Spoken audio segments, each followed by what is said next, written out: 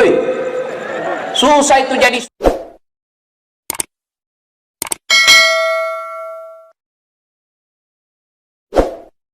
suamimu. Dipikirkan ibu dunia akhirat, dipikir bagaimana supaya kami dapat duit bisa dibelikan kalian baju baru supaya hargai kau tetanggamu. Kami pikir ini suami supaya dibelikan kamu emas supaya kau pulang kampung dihargai sepupumu. Kami pikir bagaimana kau bisa dibelikan mobil supaya kulitmu tidak rusak kena matahari. Dipikir bagaimana kau bisa dibelikan AC supaya kau tidur dengan nyenyak. Itu dipikir sama suamimu. Makanya jangan suka marah-marah.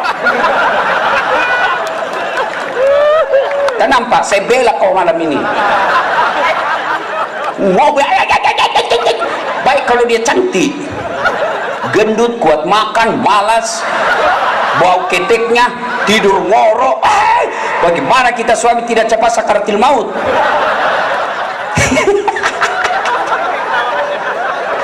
Rasa kau malam ini hancur kau ibu. Dia kira enak jadi laki-laki. Apalagi itu polisi di kantor dimarah-marahi sama komandannya. Siap komandan, siap salah komandan, siap salah, siap salah. Ditembak pantatnya, siap salah komandan. Datang lagi di rumahnya dimarah-marah sama bodoh memang. Kenapa kau tidak lawan? Apa mau dilawan? Nah dia Kapolres.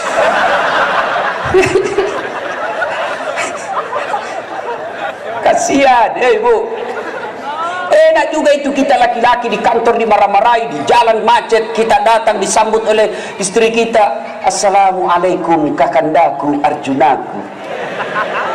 Lalu duduk suaminya, sabar bang, memang begitulah jadi suami. Kadangkala kita jadi anak buah, yang sabar bang, insya Allah sabarmu akan menjadi amal. Lalu kau peluk-peluk istri suamimu, lalu kau menyanyi, bila kamu di sisiku, hati rasa sadu. Wih, tenang perasaan kami suami. Masuk kamar, berantakan lagi kamar, dia peluk lagi suaminya dengan baju seksi, lalu dia bernyanyi, insaflah wah.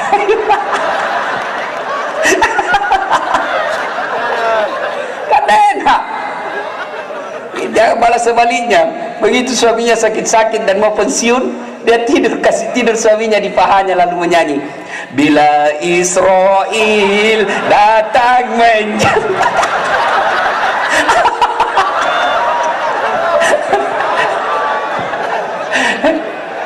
Kira enak jadi suami bu. Hei, hei, bukan cuma di dunia, di akhirat juga ibu ditanggung. Beda kami laki-laki dengan perempuan. Laki-laki meskipun dia ketua majelis ulama, dia penghafal Quran, dia mubalik kondang, tapi istrinya tidak pakai jilbab, istrinya tidak sholat, istrinya tidak puasa Ramadan. Demi Allah, qu anfusakum wa ahlikum nar. Ini suami seperti ini, suaminya dulu masuk neraka, baru istrinya di depan, di belakang. Makanya ibu ditanggung dunia akhirat.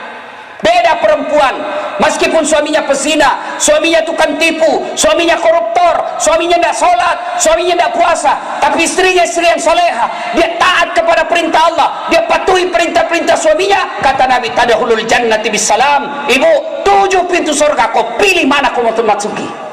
Itu enaknya jadi perempuan. Maka jangan suka marah-marah. Hancur kau ibu malam ini. Si mau siapa suruh kau undang saya.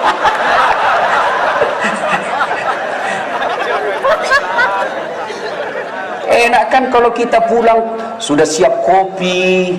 Kami ini laki-laki tergantung istri. Kalau kita pulang kok sopan, belum kita duduk sudah siap sarapan.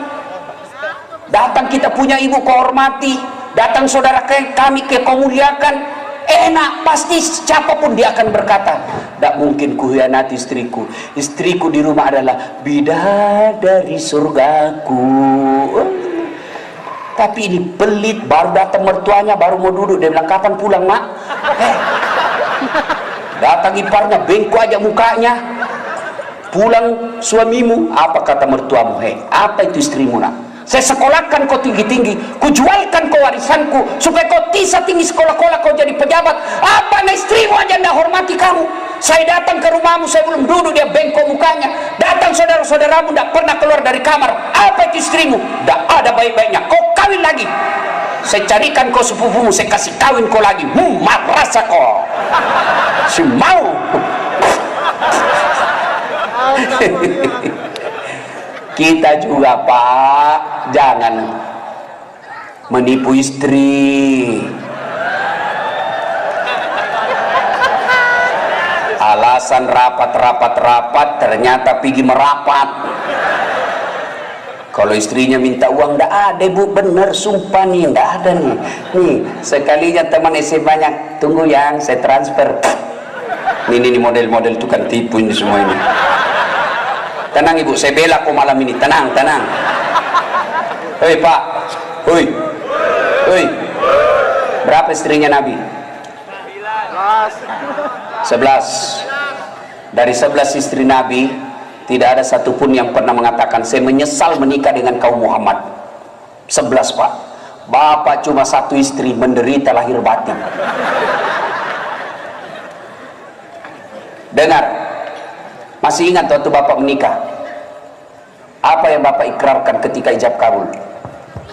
Saudara Dasat Latif, saya nikahkan engkau dengan anak gadisku Naura Siddiqiyah Nasrun dengan mahar seperangkat alat sholat tunai karena Allah. Bukan Kapolres yang kita jadikan jaminan, bukan bupati yang kita jadikan jaminan. Siapa?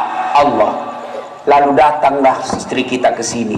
Dia tinggalkan sanak saudaranya, dia tinggalkan ibu bapaknya, dia tinggalkan tanah kelahirannya dari Sulawesi, dari Jawa, dari Madura. Dia datang dari Sumatera, datang ikut suaminya sebagai taat kepada suami.